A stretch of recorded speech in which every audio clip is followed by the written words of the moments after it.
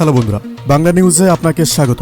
শুরুতে সংবাদের শিরোনাম, পরে বিস্তারিত জানিয়ে দেব আমাদের হাতে থাকা সর্বশেষ গুরুত্বপূর্ণ আপডেট বাংলা সংবাদ। মার্কিন প্রেসিডেন্ট ডোনাল্ড ট্রাম্পের সাম্প্রতিক কিছু শাস্তি এবং শান্তি প্রস্তাব নিয়ে বিশ্ব রাজনীতি উত্তপ্ত।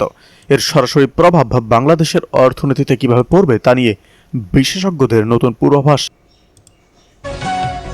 ক্ষমতায় এসেই বিগত সরকারের আমলের গুমের ঘটনা তদন্তে বিচার বিভাগীয় কমিশন গঠনের আদেশ দিয়েছে মন্ত্রিপরিষদ বিভাগ। আয়নাঘরের নিখোঁজ সদস্যদের ফিরিয়ে পাওয়ার বিষয়ে কি বড় আপডেট আসছে তা নিয়ে উৎকণ্ঠা তুঙ্গে। আজ ভোরে পুলিশ সদর দপ্তরের পেছনে পোড়া কাগজের স্তূপ পাওয়া গেছে। অনেক গুরুত্বপূর্ণ ফাইল লোপাটের এই সন্দেহ সত্য হলে তদন্তের মোড় কোন দিকে ঘুরবে? আজ সকালে সচিবালয়ে প্রবেশ করতেই তোপের মুখে পড়েছেন বেশ কয়েকজন সিনিয়র সচিব। পদোন্নতি বঞ্চিত কর্মকর্তাদের এই আকস্মিক বিদ্রোহের পেছনে কোনো প্রভাবশালী নেতার ইন্ধন রয়েছে তা নিয়ে চলছে গোয়েন্দা তদন্ত। আগামী শিক্ষাবর্ষের পাঠ্যপুস্তক পরিমার্জনে নতুন কমিটি গঠন করেছে শিক্ষা মন্ত্রণালয়। বিশেষ করে ইতিহাস বইয়ে কোনো রাজনীতিবিদদের নাম রাখা হবে, আর কাদের বাদ দেওয়া হবে তা নিয়ে বড় ঘোষণা আসছে। বিএনপির একটি উচ্চ পর্যায়ের সূত্র জানিয়েছে, তারেক রহমানের প্রত্যাবর্তনের জন্য একটি বিশেষ বিমান প্রস্তুত রাখা হয়েছে, তবে তা নির্ভর করছে একটি নির্দিষ্ট ঘোষণার উপর। রাজধানীর আগারগাঁওয়ে নির্বাচন কমিশন ভবনের চারপাশে হঠাৎ করে হাজার হাজার মানুষ জমায়েত বড় কোনো উত্তেজনার ইঙ্গিত দিচ্ছে কিনা তা নিয়ে সংশয় বাড়ছে। সনদ যেভাবে স্বাক্ষর করা হয়েছে সেভাবে অক্ষরে অক্ষরে প্রতিপালন করব বলেন সালাউদ্দিন আহমেদ। বিএনপি স্থায়ী কমিটির সদস্য ও কক্সবাজার 1 আসনে দলীয় এবং দলটির নবনির্বাচিত সংসদ সদস্য সালাউদ্দিন আহমেদ বলেছেন, জুলাই জাতীয় সনদ রাজনৈতিক সমঝোতা দলিল হিসাবে যেভাবে স্বাক্ষর করা হয়েছে সেটা আমরা অক্ষরে অক্ষরে প্রতিপালন করতে অঙ্গীকারবদ্ধ ও প্রতিশ্রুতিবদ্ধ। আজ মঙ্গলবার দুপুর 12:30টার পর জাতীয় সংসদ ভবনের বিএনপির সংসদীয় দলের প্রথম বৈঠক শেষে সালাউদ্দিন আহমেদ সাংবাদিকদের এই কথা বলেন। বিএনপির নবনির্বাচিত প্রার্থীরা সংসদ সদস্য হিসাবে শপথ নেওয়ার পর এই বৈঠক হয়। বৈঠকে সভাপতিত্ব করেন বিএনপি চেয়ারম্যান তারেক রহমান। বৈঠকে সর্বসম্মতক্রমে তারেক রহমানকে সংসদ নেতা ও প্রধানমন্ত্রী হিসাবে নির্বাচিত করা হয়। সালাউদ্দিন আহমেদ সাংবাদিকদের বলেন, বৈঠকে তারেক রহমান দলের সংসদ সদস্যদের জন্য 2টি আসন দিয়েছেন। সেগুলো হলো, কোনো সংসদ সদস্য শুল্ক মুক্ত গাড়ি সুবিধা নেবেন না, আর সরকারি প্লটও নেবেন না। সালাউদ্দিন আহমেদ বলেন, আজ থেকে পরিবর্তন শুরু হলো। এই দেশের সংসদ সদস্য হলেই যে তিনি সবার উপরে থাকবেন সেটা আর। এদিকে আরও বাড়ল দেশের রিজার্ভ।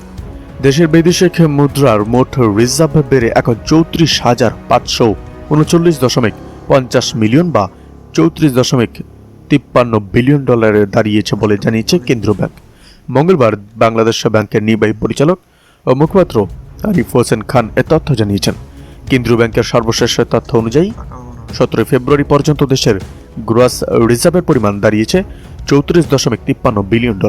আর আন্তর্জাতিক মুদ্রা তহবিলের অর্থাৎ IMF হিসাব পদ্ধতি BPM-6 অনুযায়ী রিজার্ভ দাঁড়িয়েছে 29,859.37 মিলিয়ন বা $29.85 বিলিয়ন মার্কিন ডলারে। এর আগে গত 9 ফেব্রুয়ারি পর্যন্ত দেশের গ্রস রিজার্ভের পরিমাণ ছিল $34.6 বিলিয়ন, আর BPM-6 পদ্ধতির রিজার্ভ ছিল $29.47 বিলিয়ন। উল্লেখ্য, নেট রিজার্ভ গণনা করা হয় IMF এর BPM-6 পরিমাপ অনুসারে।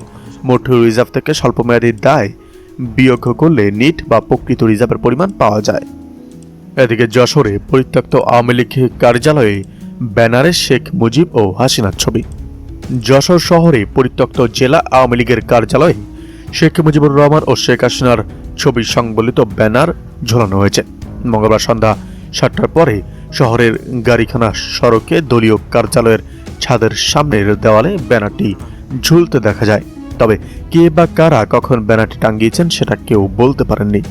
এই ঘটনার ছবি ও ভিডিও সামাজিক যোগাযোগ মাধ্যমে ফেসবুকে ছড়িয়ে পড়লে আলোচনা সৃষ্টি হয়।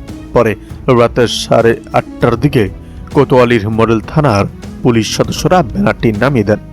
ভিডিওতে দেখা গেছে জেলা আওয়ামী লীগের দলীয় কার্যালয়ের গাড়িখানা সড়কের সামনে অংশে শেখ মুজিবুর রহমান ও শেখ হাসিনাকে জড়িয়ে ধরা বাবা মেয়ের একটি সংবলিত ব্যানার ঝুলছে।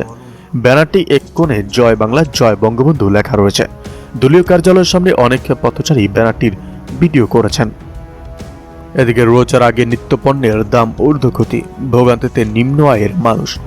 মাত্র একদিন পরেই শুরু হতে যাচ্ছে পবিত্র রমজান মাস।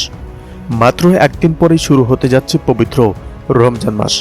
আর এবারও রমজান মাসকে সামনে রেখে নিত্য প্রয়োজনীয় খাদ্যপণ্যের দাম বাড়তে শুরু করেছে। সরেজমিনে গিয়ে দেখা যায় ফলমূল, সবজি, খেজুর, ছোলা, ডাল সহ বিভিন্ন পণ্যের মূল্য বৃদ্ধিতে বিপাকে পড়েছেন সাধারণ ক্রেতারা, বিশেষ করে নিম্ন আয়ের মানুষ। মঙ্গলবার বিকেলে রাজধানী করণ বাজার এলাকা ঘুরে দেখা যায় বেশ কয়েকটি পণ্যের দামে উল্লেখযোগ্য পরিবর্তন এসেছে। বড় লেবু হালিতে 110 থেকে 120 টাকায় বৃদ্ধি হচ্ছে, মাঝারি ও ছোট লেবু হালি 50 টাকা। এই ব্যাপারে লেবু বিক্রেতা মোহাম্মদ হারুন বলেন, এখন লেবুর সিজন না, চাহিদা বেশি তাই দাম বেশি। লেবু সিজনে আমরা 10 থেকে 20 টাকা হালি লেবু বেচতাম। রমজানের আরেক জনপ্রিয় ইফতারি বেগুনি প্রধান উপকরণ, বেগুনের দাম কেজিতে 80 থেকে 90 টাকা করেছে। আরেক ক্রেতা জাহানার বেগম বলেন, আগে 1000 টাকায় সপ্তাহের বাজার করা যেত, আর এখন 2-3 দিনেই শেষ হয়ে যায়। রোজার সময় ইফতারের জন্য